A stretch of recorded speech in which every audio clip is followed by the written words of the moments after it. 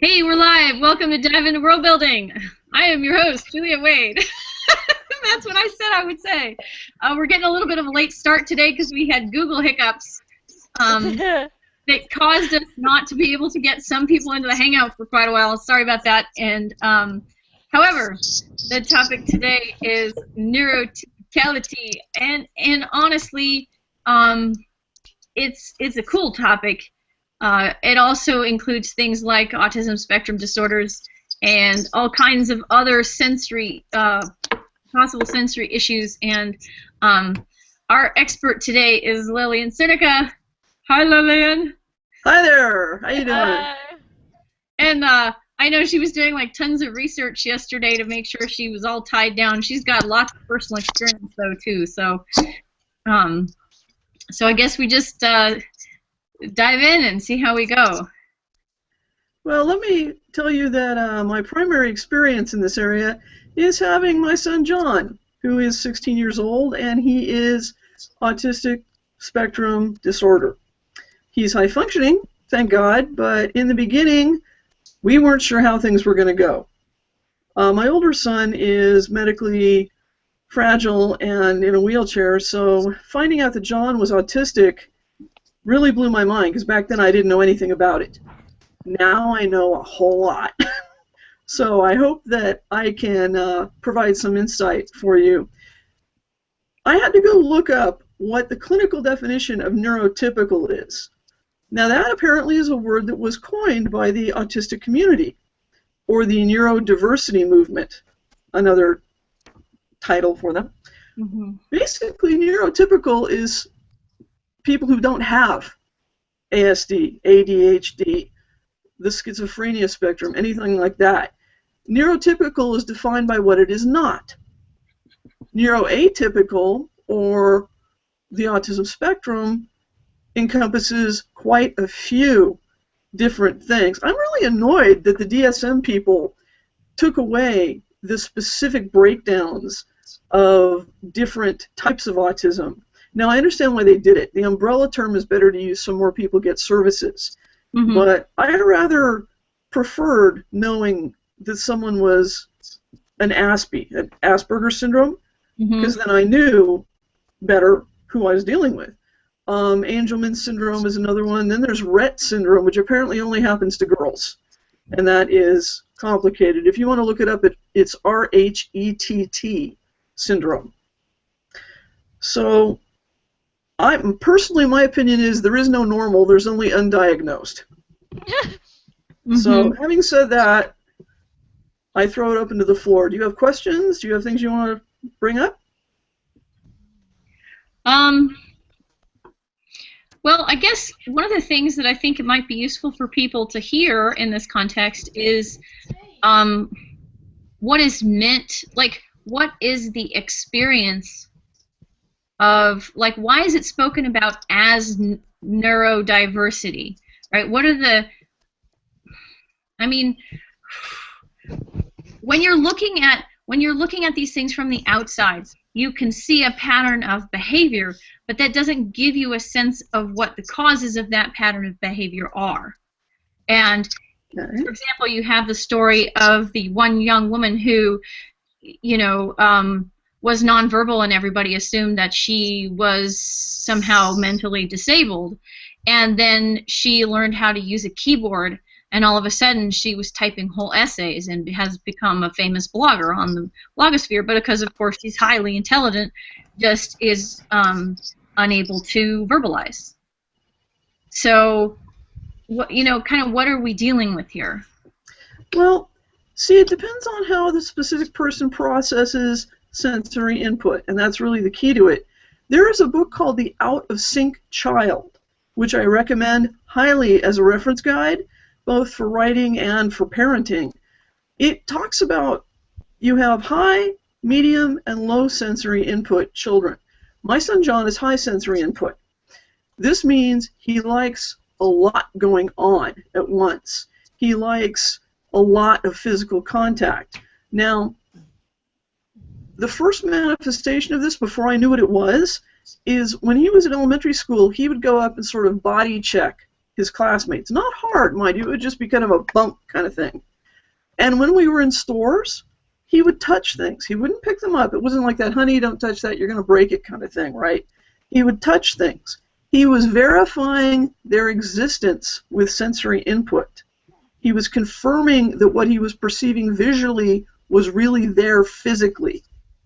Now, once I got my hands on the out-of-sync child recommended to me by his adaptive skills trainer, a whole lot of pieces started falling into place. The jigsaw, the autistic symbol, began to fit together. John has always enjoyed hugging and cuddling, and even now that he's 16, he'll lay with his head in my lap while we watch a movie. He's very much high contact. Now, medium contact kids, okay, they look normal, whatever you want to say normal might be. Low input kids can't stand sensory input. I mean, it's not like they can't handle any, but you can't have the TV on and the air conditioning making loud noise and a baby crying at once. That will send them right up the wall. They will either begin to act out because they're overloaded, or they will shut down. And this is why some people think people who are ASD have poor social skills. They're just trying to get the hell away from all of it, and I don't blame them. I mean, as a writer, I like spending most of my time alone in my room. And frequently, I have to run away from my family downstairs because it's too much interaction for me. I wonder these days, the more that I understand about John's perception issues, if when I was 5, 6, 7 years old, way back in the Stone Age, they might have found me to be on the spectrum, because there's a lot that John has had to live through that I remember from when I was in schools. Now, it's easy to be self-diagnosing about this, but I have major depressive disorder. I'm on psychoactive medication. I am not neurotypical. So you can see where I find contact points with the information I'm reading. Is that where you want to go, Juliet? Things like that? Yeah, pretty much, yeah. Because, like, I mean, there have been all kinds of ideas about what was actually going on, but when you see, like, occupational therapy offered to these groups of people, a lot of it has to do with exactly a particular type of sensory input that they find very important. You know, and you'll find people who have adaptive playthings. You know, yeah, my son Michael has a lot of those, because the fact that he's nonverbal and all he can use is his right hand and arm, really, and his head. He can move his head, so he has a head switch. So being able to find out what is inside students' heads, especially ASD students, and my son Michael, who's neurotypical due to the brain bleed he had when he was born, diagnostic work is very difficult because it's hard to get answers out of the kids. It's hard to, I mean, they're rapidly making better ground. You know, they're coming up with a new research that helps extract valuable information from the answers that the children nowadays are giving. Mm-hmm. For example, my son John's very visual. A lot of high-functioning autistics are. He may not be able to verbalize what's bothering him, what's on his mind, but if I watch what he's drawing that week, I can get a clue. Mm-hmm. He frequently draws the cartoon characters he likes the best, but what they're doing in the drawings will tell me what he's thinking about in a way that he can't use words to articulate. Mm-hmm. So there's, you know, the OTs and the PTs can look at that kind of thing and start getting a clue about what's going on with the kids. Cool. Yeah. So you've worked with a lot of different people. You know.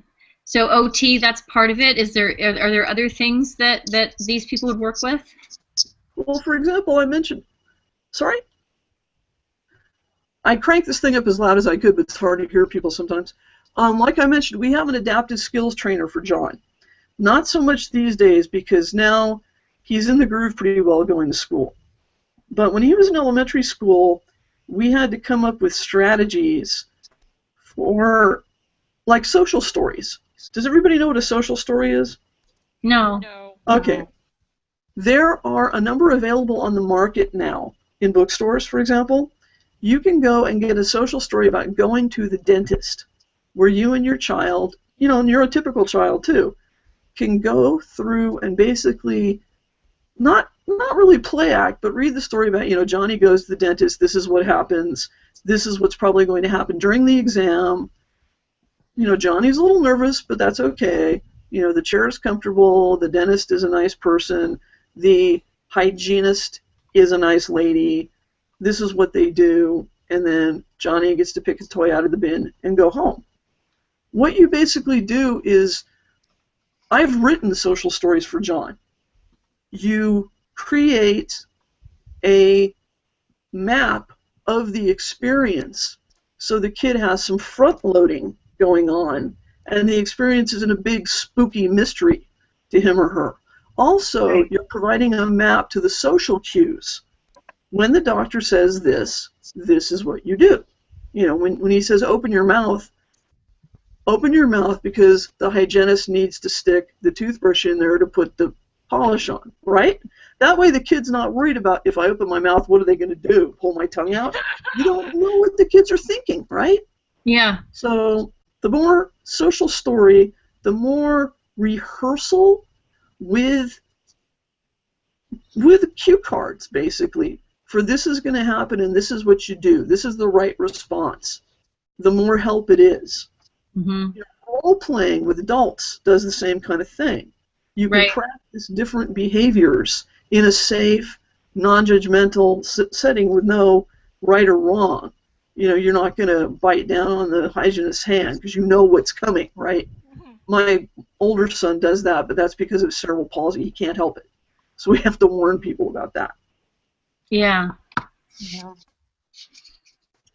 Cool. Yeah, like you say, that's valuable for any child, but of course, obviously, for non-neurotypical, must be 10 times as valuable.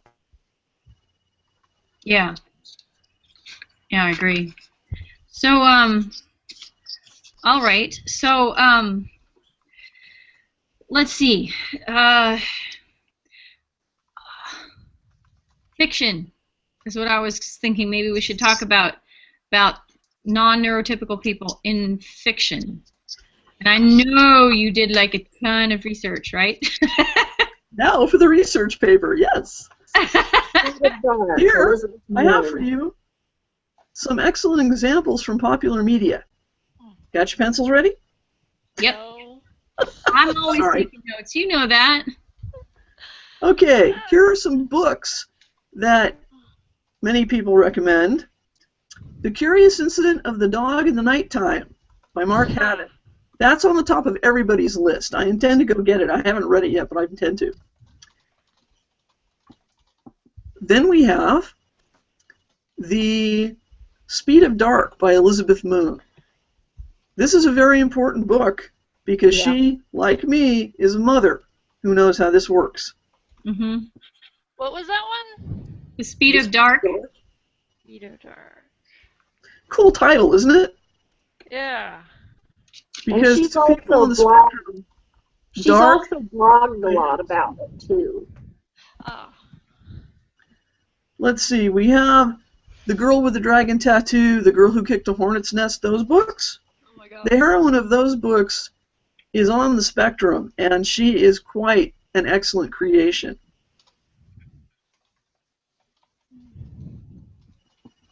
Yeah. Then we have Rain Man. It is based on an original book. Most people know about the movie, but the book was written by Lenore Fleischer, I believe is how you pronounce it.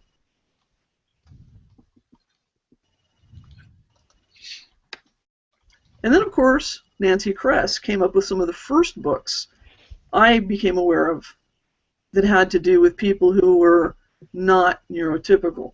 And those are the Sleepless books. Beggars in Spain, that's the first one. That book was one of the reasons I wanted to become a writer.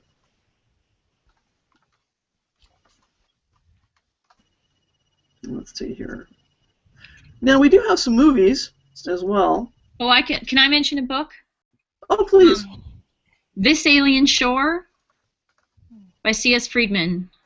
Mm. Oh, while we're on written material, I should mention, in the category of manga or comics, we have With the Light. It's written by a Japanese lady, if I remember correctly, and it documents, I think there are up to 4 or 5 volumes now, it documents the life of Hikaru Ayuma, a little boy who has severe autism. Mm. You know, my husband got me the first book early on in John's life, and I could barely get through a page without bursting into tears.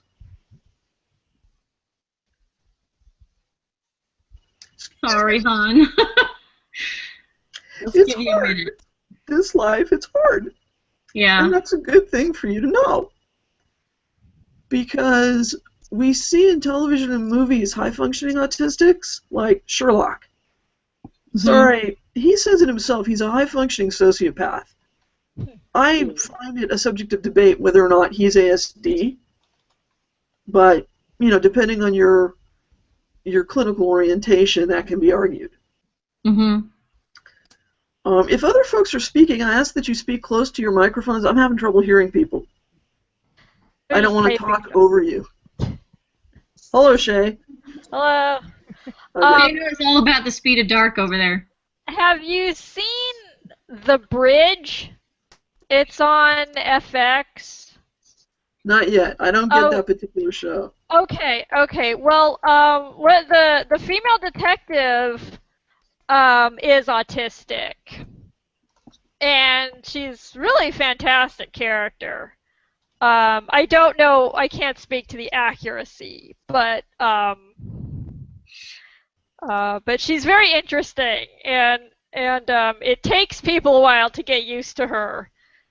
She works with this detective from Mexico, and he kind of doesn't really get her at first, and then they kind of eventually become friends through working together on various cases. But it's a really, really good show, and I highly recommend it. I'll see if I can find that on Hulu. I ran across that reference a number of times in my research. Oh, a lot of people recommend that show. Yeah, and it's not the Swedish Norwegian one.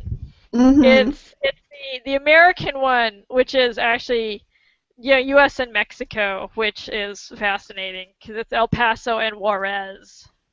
Ah. Cool. So, yeah. I'm going to have to look for that. Cool. So have you guys, other than Lillian, run across any examples? Morgan mentions the 12th Doctor seeming possibly to be autistic. Yeah, I've heard that from more than one place, but I haven't watched the 12th Doctor, so I can't actually speak to it. You know, one issue that worries me a little bit, the popularity of the ASD diagnosis right now. Mm. Now, God knows we know a lot more about it than we did 20 years ago.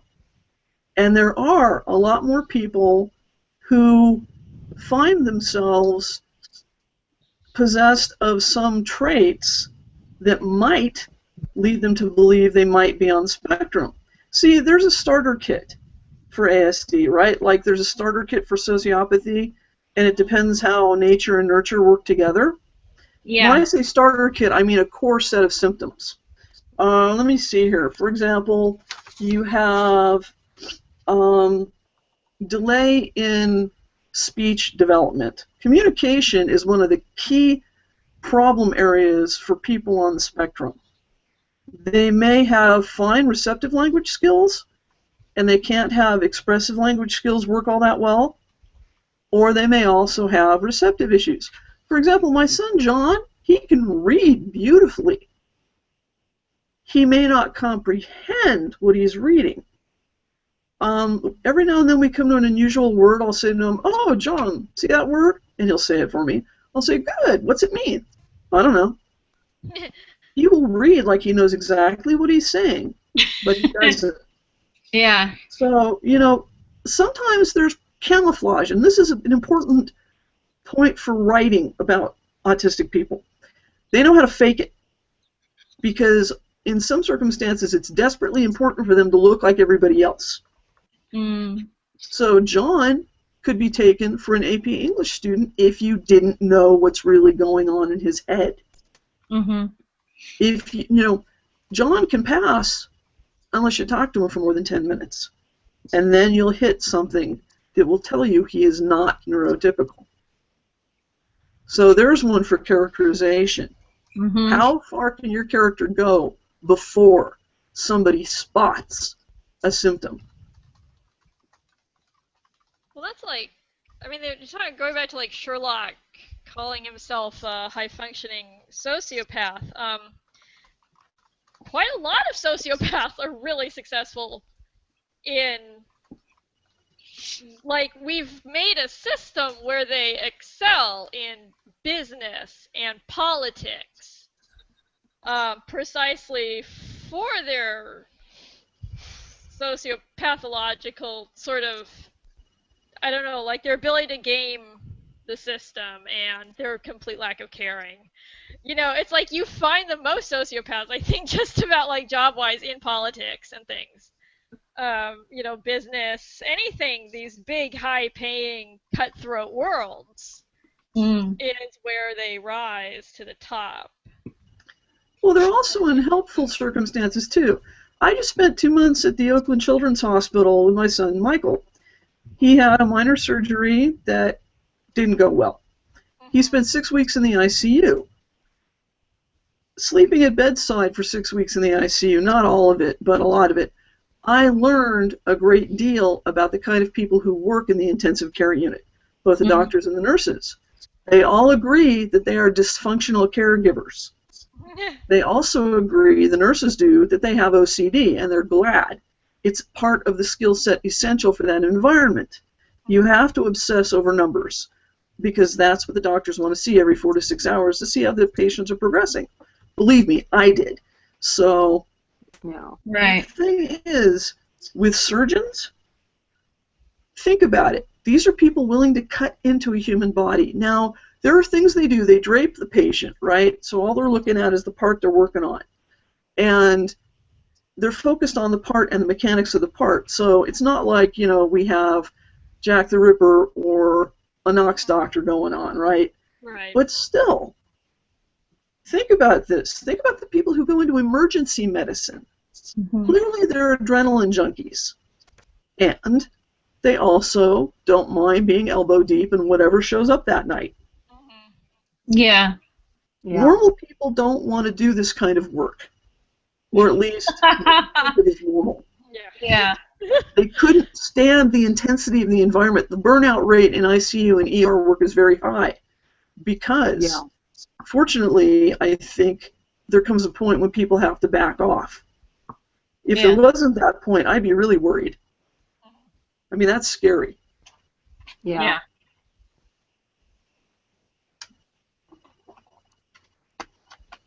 Back to when we were mentioning names, what about Temple Grandin? Yeah, definitely Temple Grandin. The high priestess of autism. Yeah. And I say that with all adulation. Yep. She's got, read any of her books, right? Biography, her nonfiction on autism. She is the one who showed us you can live successfully with this mysterious, unknown condition as it was then. Mm-hmm. Yeah. Hello, Kat.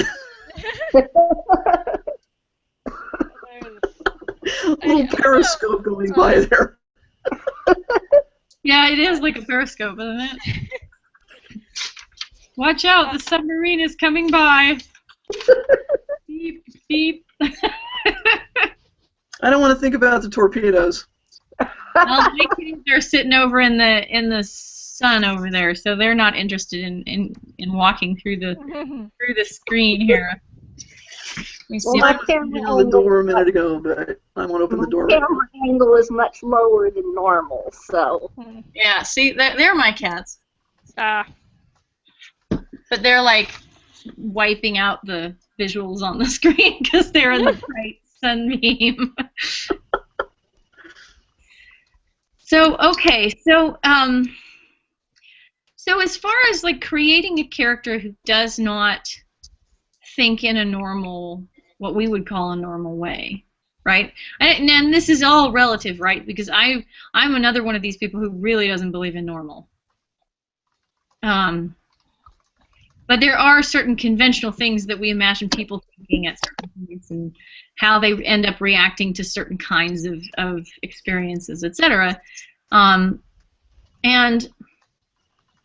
if we know that we are aiming for a realistic environment with people who reflect the way that people actually are, then you're going to end up in environments where you find people who are a little bit different on a neurotypical versus atypical sort of spectrum, or you're somehow going to be missing a certain degree of the natural human diversity, right? So let's say that we are talking to somebody who wants to be able to put this kind of person into their story but doesn't quite know how to approach it.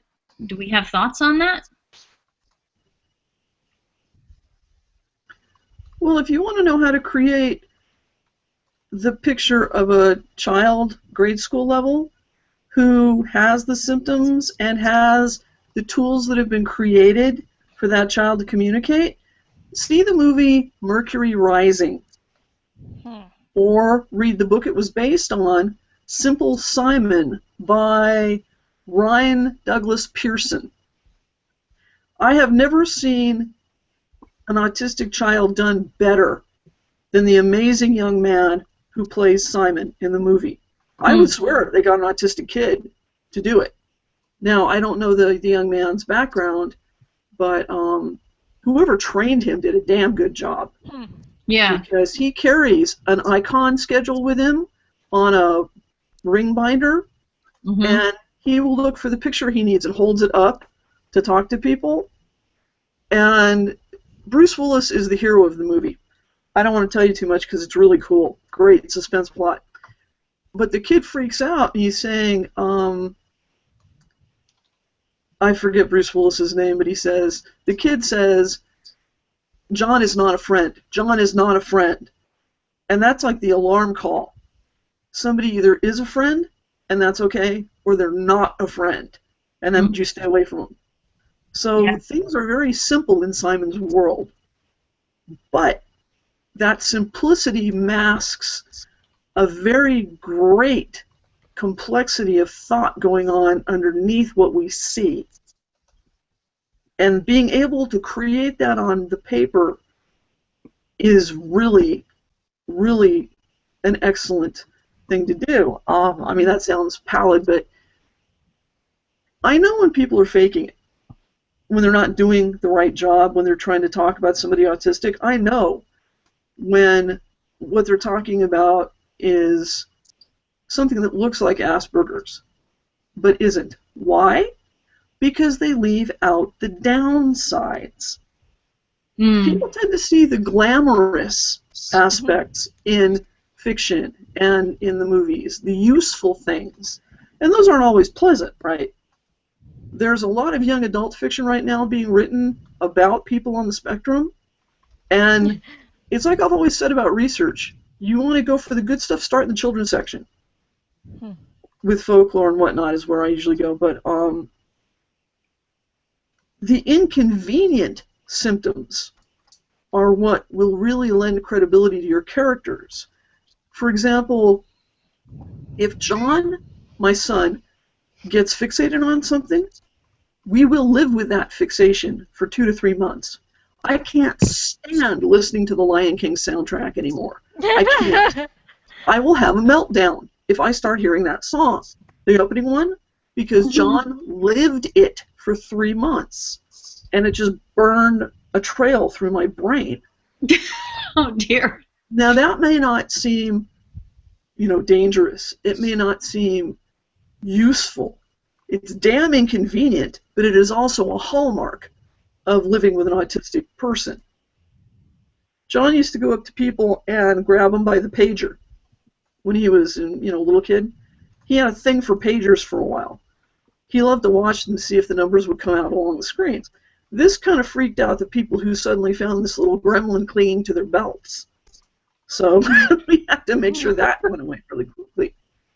That reminds me of the TV series Parenthood, and that has the little boy who's supposed to be Asperger's.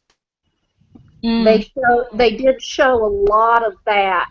He'd just get totally fixated on something,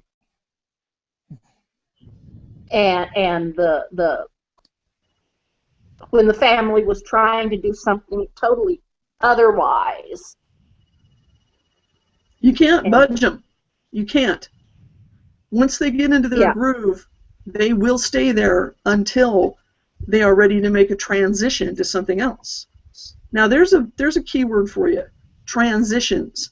People on the spectrum have a hard time with transitions. When John is working on a drawing, you better not schedule anything until he's done with it, because you will not get him away from it. He has a very good schedule these days, so he's easier to work with. Oh, John, it's time for dinner. Oh, John, it's time for your shower. So he's trained very well these days. But other times, you can't take 5 minutes away from his we time. It ends when it ends for him, according to the clock. And that's why we have to be very careful that all the clocks in our house agree. Because he will look at the one that gives him the greatest advantage. I won his aids, his one-on-one aids, just because he has a sweet face and he can act real docile and quiet. Don't think for a minute he's not a sneaky teenager. He is. Mm-hmm. So you see, I'm dealing with that too. There's another layer of characterization. You have this ASD teenager who has communication issues, but you also have this sneaky teenage boy who's dealing with puberty and all that kind of stuff. And it's the same person in the same head. Imagine what life is like in there for him. Yeah. Yeah. Can you speak to the question of self-stimulation?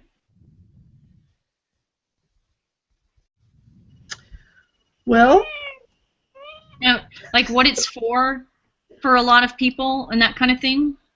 For people who are heavy input people, it is a way of giving themselves the stimulation they need.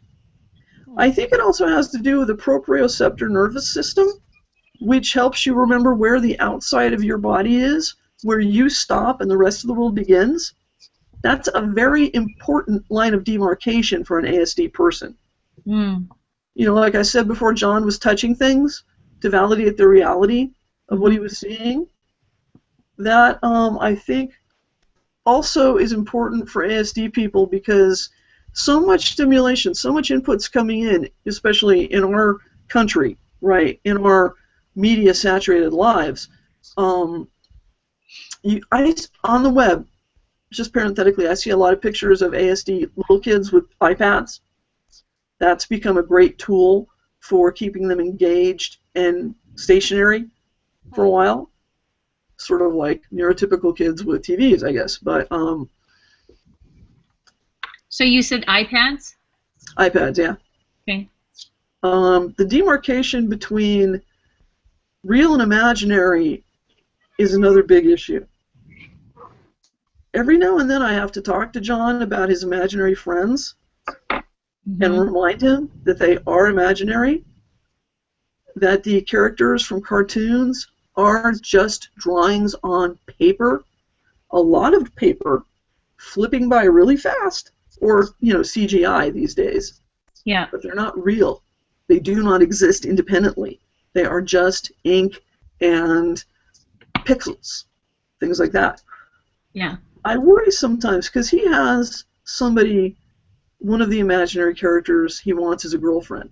Now, he's a 16-year-old boy, and this really worries me. I want him to have as much a normal life, let me just use that word, as he possibly can. I would like to be a grandmother someday, and he's my only chance. Mm-hmm. And it may not happen, because I know that he is attracted to girls, but I also know that so far he's done nothing about getting a girlfriend, asking a girl out, sitting with a girl at lunch. I've seen none of that behavior. I have heard about none of it from the school people I have talked to. And this is worrisome. But the main point here is what is real and what is not. Now, there's a trait for a character that could be a real problem, especially if this person has a construction job. You damn well better know where that nail is before you bring the hammer down. See, that's just an image, because it can get very dangerous. John will not look both ways before he crosses the street. If he sees a dog across the street, he'll start wandering that way. Doesn't matter. He does not have the diffuse awareness required to concentrate on several things at once. And this is, you know, we've talked more than once about teaching him how to ride the bus around town. Hell no. Not while I'm standing. Because I know John believes what he's told. He's very literal-minded. And somebody who sees that in him and knows what they're looking at can use it against him. And I will not let that happen. And there are people out there who know what to look for, which is really, really horrible. Sociopaths. No, sorry. Speaking of sociopaths, right? Yeah, right, seriously. Oh my God. I've read some articles suggesting that one of the things going on in autism is differences in perception speed.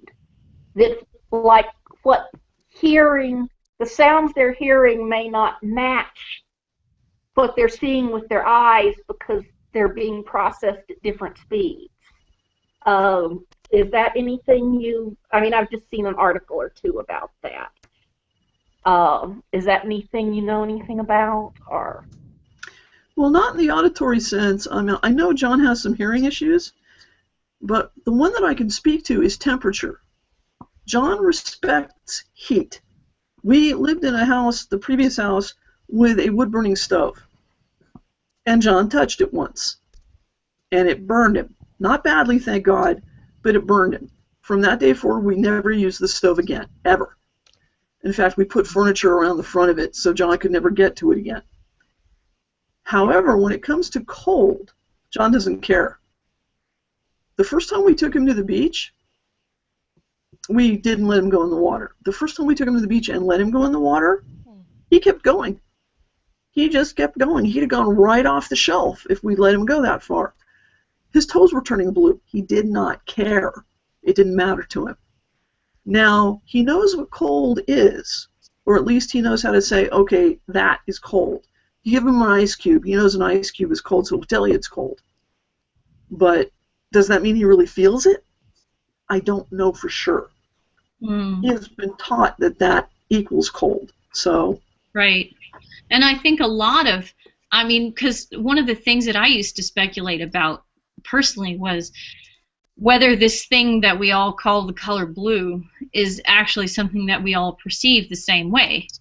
Just because we've all agreed that it's blue doesn't necessarily mean that what I perceive as blue is what everybody else is also perceiving as blue, right?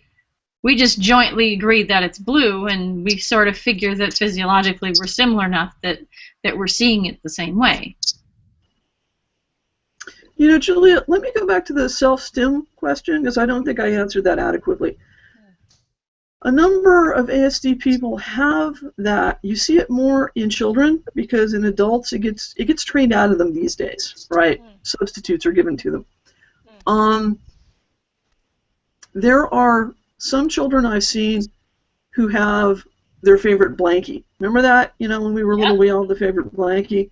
Well, I had one I called Silky Blanket, but, you know, that went the way of a teddy bear and that went the way of something else. You know, you tend to progress through these things. As you're a teenager, it becomes your boyfriend. But hey, your transitional object is whatever you make it. But the repetitive motion things that they do, like the hand flapping, or the leg jittering, or somebody mentioned over here in the comment section the pencil tapping and the foot tapping. I think that is a way of earthing, so to speak, nervous tension, because ASD people usually have some degree of anxiety going on, especially social anxiety. That happens a lot because they're constantly challenged to validate the reality, to understand the reality, to process the reality, and to respond to the reality. It used to be, when John was in kindergarten, back then, 10 years ago, the thinking was autistic children had to be taught to look you in the eye. They had to look you in the eye to develop the social skills and the recognition so they wouldn't be face blind in the sense of not recognizing the social cues, right? Those little bitty muscular things that tell you what the mood is. Now, I hate those. Who cares? It's understood that that provides too much input. The visual, the mouth, the, you know, what the face is doing, the eyebrows. They're trying to look at all the different details at once, and it's too much. That's why when autistic kids listen to you, they'll do this, because they can focus on hearing you. And they don't have all that visual input. A lot of ASD people are high visual, and it's just too much. Is there an element of distracting oneself from overstimulation input from the outside? Now that's certainly a possibility. I refer you again to the Out of Sync Child. By the way, there's another book, Activities for the Out of Sync Child, which is really cool. Okay. If they're creating a feedback loop, I think what you're saying could very well be true. John doesn't do those kind of behaviors. He never did. He would, you know, fixate on some things visually. There was a time when he was about 5 when he couldn't stand like a tabletop or an end table. He couldn't stand to have anything on it. He'd sweep it away. And that, you know, was really thrilling. But then he would put his hand on the flat surface. And you know how they have those videos on the internet of cats knocking things off the shelf? Yeah. He'd do that. If we put a block on the table, he'd knock it off. And you could see by his face that it wasn't something he was thinking about and then doing. It was something he had to do, if you see the difference. Yeah. So I think there's a certain compulsion with a self-stim behavior. They have to do it. They need to do it, and they have to do it, which distinguishes it from, you know, when you're daydreaming, you'll be doodling or something, and you're just sort of multitasking. They're not really. It's usually very focused behavior, and they have to do it. Some of it can be really unpleasant on the more, on the more severe end of the spectrum. And some of it can be dangerous.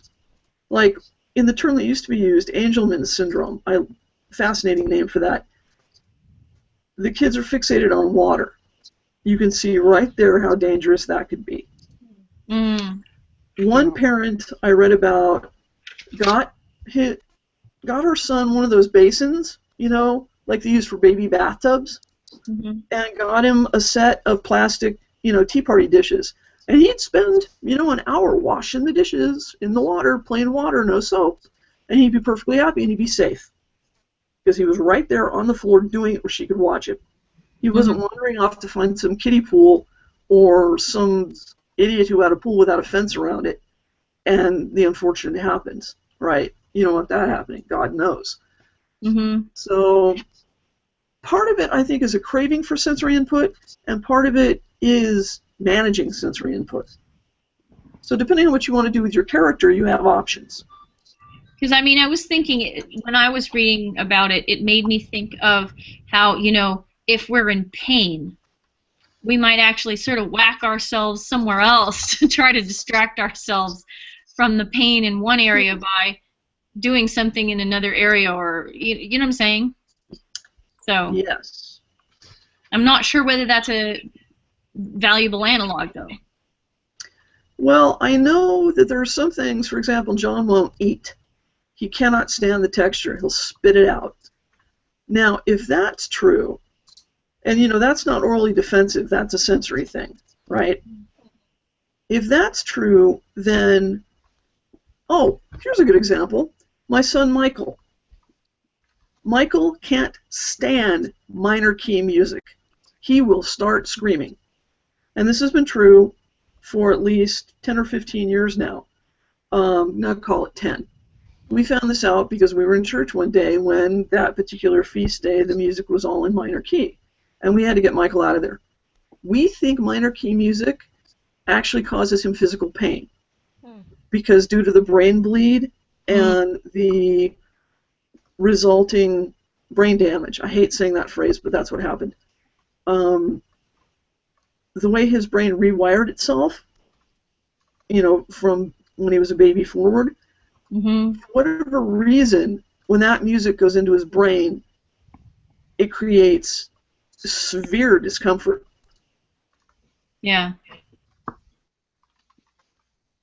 Oh, that makes me think of, and I can't think of the term, where people like see music as colors or Synesthesia. Yeah. I'll put it in the chat bar. Well, for some reason I can't get the chat bar either today. Oh no! Dang. Synesthesia. It's S-Y-N. Synesthesia. It's S-Y-N-A-E-S-T-H-E-S-I-A. That's fascinating. I wouldn't want to have it, but just once I'd like to hear what a color sounds like. Yeah. Wouldn't it? Yeah, it's always kind of intriguing, isn't it? All right, well, so we're here at 4 o'clock, and that was really interesting. Thank you so much for sharing all those things about your life, Lillian. Incredibly valuable information and definitely inspiring, and will get people thinking, I'm sure. So, yep, let's see. I'm happy to answer questions. Books, for sure. You know, you guys can find me on Facebook or, you know, find my blog. If you Google me, you'll find me. Okay. I am the only Lillian Cernica. So I'm happy to answer questions. You are I've got you a on unique Twitter. character. Let's see.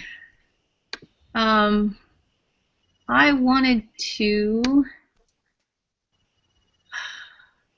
Well, generally, I talk about what we're going to talk about next week. So, do we have a next week thing that we've already decided on? I'm not certain that we do.